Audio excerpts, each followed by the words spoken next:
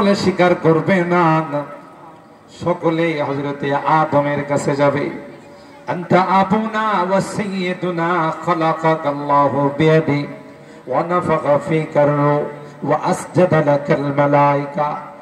এ আদম, আপনি হলেন আমাদের বাবা, আদি পিতা। আল্লাহ পাক কুদরতি হাতে আপনাকে বানাইছেন। আল্লাহ পাক ফেরেশতা দিয়ে আপনাকে সিজদা করাইছেন। আল্লাহর কাছে সুপারিশ করুন গো, আল্লাহ পাক যেন হিসাব নিকাশ শুরু করে দেন। হযরতে আদম বলবেন, না না, আমার পক্ষে সম্ভব নয়। আমি যদি সুপারিশের জন্য মালিকের কাছে যাই, মালিক যদি বলে, আদম না করছিলাম কেন খাইলা? জবাব নাই। নূহের কাছে যাও, তিনিও একই জবাব দিবেন। সমস্ত পয়গম্বররা একই স্লোগান, একই জবাব দিবেন, না না, আমাদের দ্বারা সম্ভব নয়। তোমরা বিশ্ব নবী রহমতে আলাম হযরতে মুহাম্মদুর রাসূলুল্লাহ সাল্লাল্লাহু আলাইহি ওয়াসাল্লামের নিকটে যাও। আল্লাহর হাবিব কিয়ামতের কঠিন ময়দানের পতাকা যার হাতে থাকবে, উম্মত যাওয়ার পর পর বলবে, হা হা, আজকের দিনের সুপারিশের জন্যই তো আল্লাহ আমাকে বানাইছে। এমন কঠিন অবস্থা হবে সেই দিনে। আজকে যারা এখানে মাথায় পাগড়ি নিয়েছেন, এরা আপনার আমার সুপারিশ করবে, এটা আল্লাহর হাবিবের কথা, কোন মনীষীর কথা না, কোন আলিম ওলামার কথা নয়। কথা বলেন ঠিক না বেঠিক? একজন হাফেজ কোরআন মুখস্থ করার কারণে যদি 10 জন সুপারিশ করে জান্নাতে নিয়ে যাইতে পারে, ও ভাগ, যদি ওই হাফেজ আলেম হয়ে যায়, পাওয়ার কম থাকবে না বেশি? জোরে কর। পয়গম্বর কর, ফামা যান্নুকুম বিল্লাযী আমিলা বিহাযা। এ উম্মতরা, হাফেজে কোরআনের যদি পাওয়ার হয়, একজন আলেমের জন্য কোনো সংখ্যা নির্দিষ্ট থাকবে না। 10-20 নয়, 100-200 নয়, 1000-2000 নয়, যত ইচ্ছা তত সুপারিশ করে আল্লাহর জান্নাতের মেহমান বানাই দিবে। মহব্বত করলে লাভ না লস? আরো জোরে কর। দুনিয়া তো লাভ, পরকাল লাভ। দুনিয়াতে লাভ, যেখানে মাদ্রাসা গুলো থাকে ওই এলাকাতে আল্লাহ কোন আসমানি জমিনি গজব পাঠান। ঠিক কিনা বলেন? মনে মনে অনেকেই প্রশ্ন করতে পারেন, হুজুর প্রচন্ড গরম, ঘরে থাকা যায় না, বাইরে থাকা যায় না, রাত্রে ঘুমানো যায় না, এটা কি গজব না? তাহলে কি লাভ হইল মাদ্রাসা দিয়া? কথা কয় না। আপনি যে বয়ান করলেন, আপনার বয়ানের সাথে তো বাস্তবতার কি নাই? কোরআনে কারীমের সূরা আর-রুম এর 41 নম্বর আয়াতে আল্লাহ তার জবাব দিয়েছে। সূরা আশ-শূরা এর 31 নম্বর আয়াতে আল্লাহ তার জবাব দিয়েছে। যখনই জলে স্থলে কোনো অশান্তি দেখা যায়, অতিমাত্রার শীত, অতিমাত্রার গরম এবং বিভিন্ন মহামারী, আল্লাহ বলেন এগুলো হলো তোমাদের হাতের কামাই। কথা বলে না? এই যে এত গরম, বুখারী শরীফের হাদিস, জাহান্নামের 2টা স্তর আছে। একটাকে বলে তাবকায়ে হারির, আর একটা হলো তাবকায়ে জামহারির।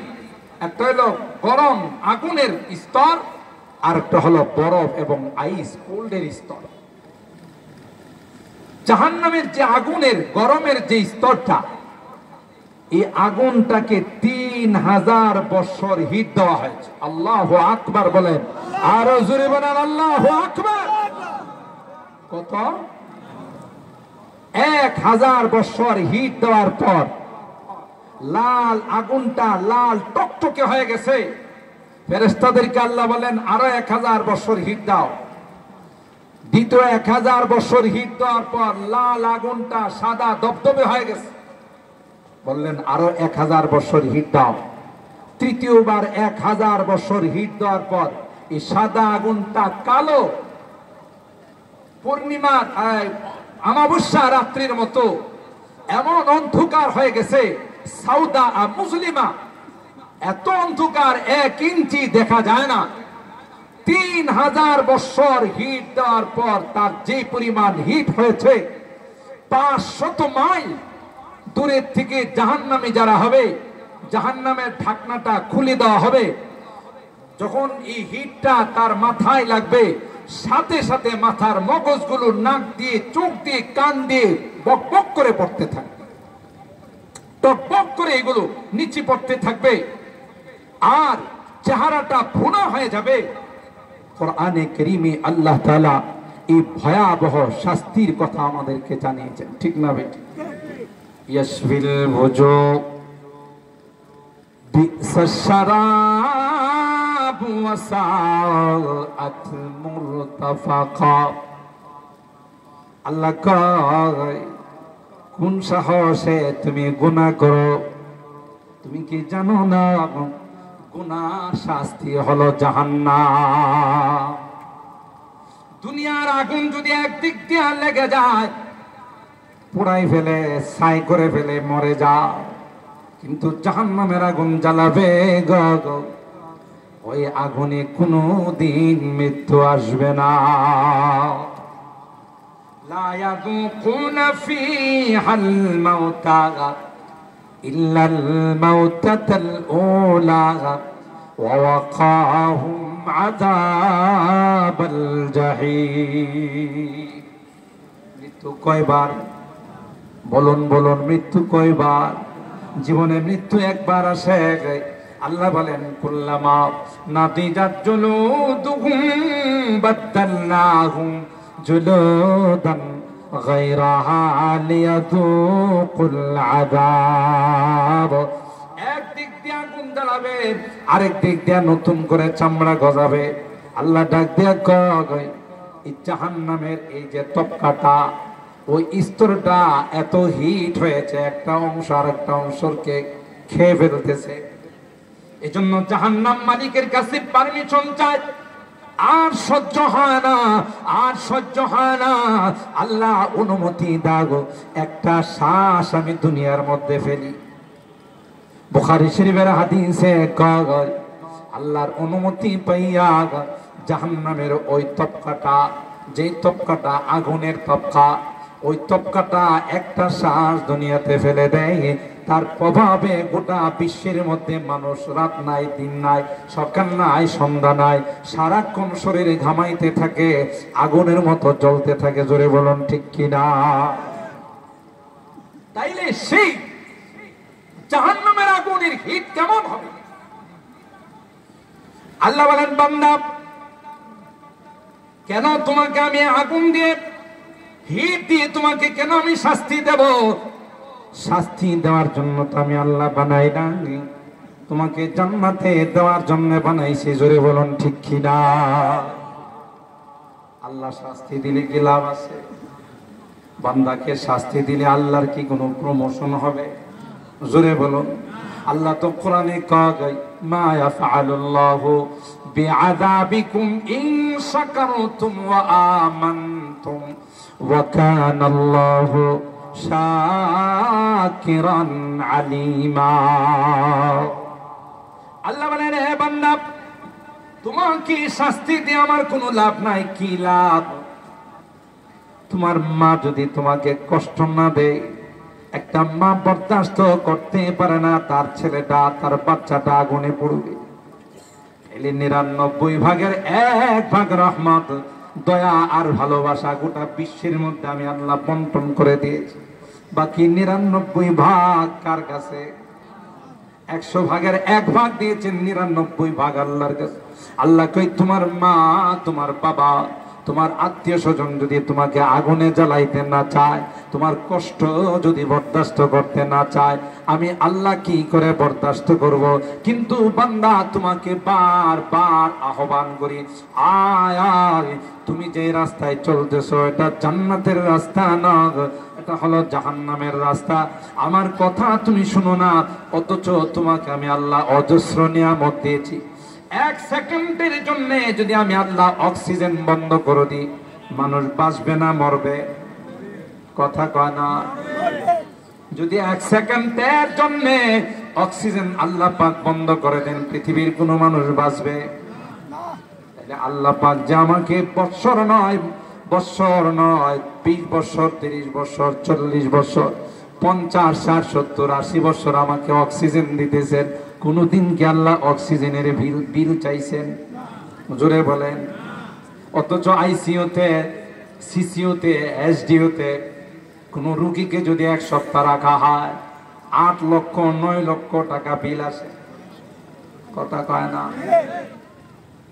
ডাক্তারকে যদি আপনি জিজ্ঞাসা করেন এত বিল কেন আসলো ভাই, ডাক্তার বলবে যে মেশিনটা দিয়ে লাইফ সাপোর্ট দেওয়া হয়েছে, অক্সিজেন দেওয়া হয়েছে, এই মেশিনটা বড় দামি তাই বিল এত আসছে।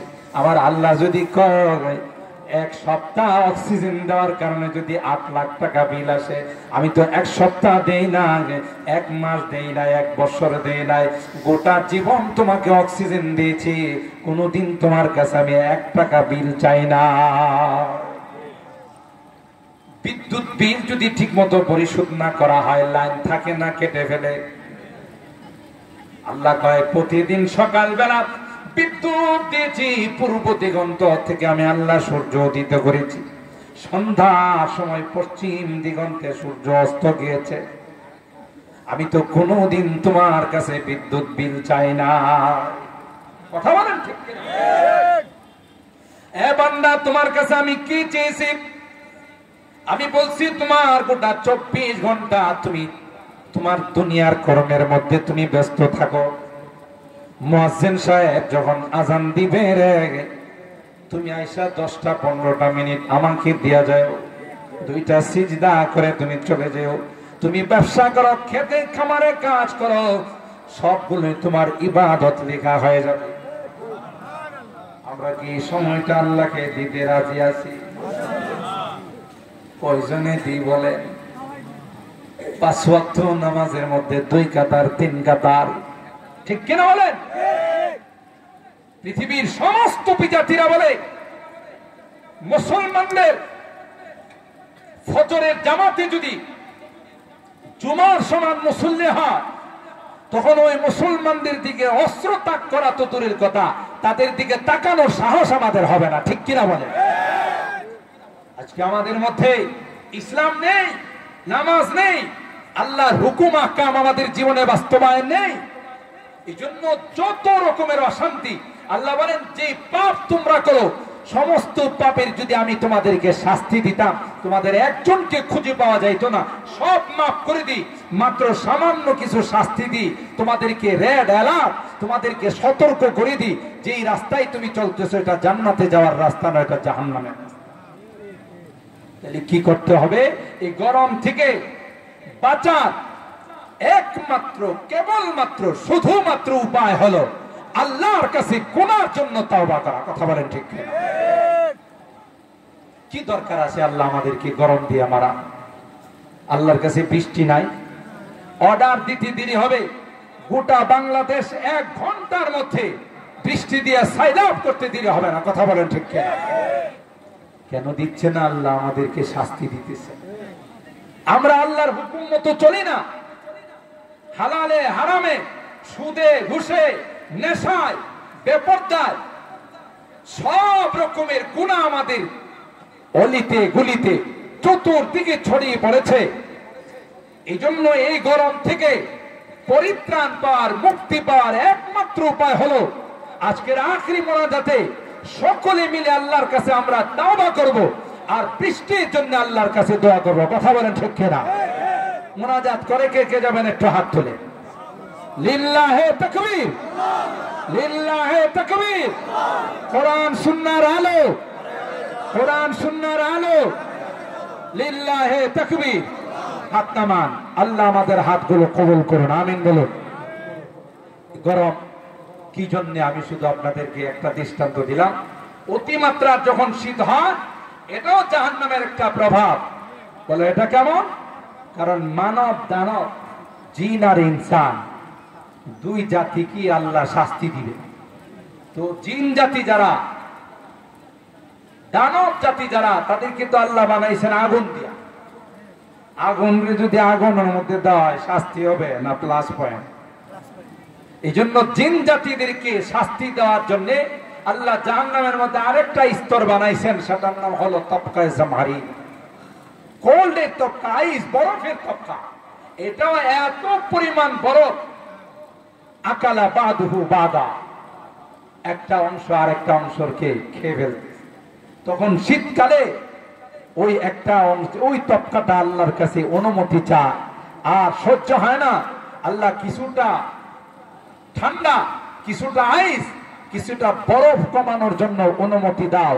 তখন আল্লাহর অনুমতি পায় একটা সার দুনিয়াতে নিক্ষেপ করে, তাতে হিমালয় পর্বের যার পাশে যারা আছে, শীত অঞ্চলের পাশে যারা আছে, তাদেরকে জিজ্ঞাসা করে দেখবেন শীত কি পরিমাণ। বিশেষ করে আপনারা তো উত্তরবঙ্গের মানুষ, শীতের সময় টের পান যে কি পরিমাণ শীত। কথা বলেন ঠিক কিনা? এটাও জাহান্নামের ওই তবকা, যে তবকা কোল্ড এবং আইস, বরফের যে তবকা, ওই তবকার থেকে একটা শ্বাস নিক্ষেপ করে। সবগুলোর মূল হলো আল্লাহ বলেন তোমাদের গুনাহ। ইন্নাল্লাহা লা ইউগাইয়িরু মা বিকওমিন হাত্তা ইউগাইয়িরু মা বিআনফুসিহিম। আল্লাহ বলেন যতক্ষণ পর্যন্ত তোমাদের মধ্যে পরিবর্তন আসে না, ততক্ষণ পর্যন্ত আমি আল্লাহও কোনো পরিবর্তন ঘটাই। বুঝা গেল এর জন্য দায়ী কারা?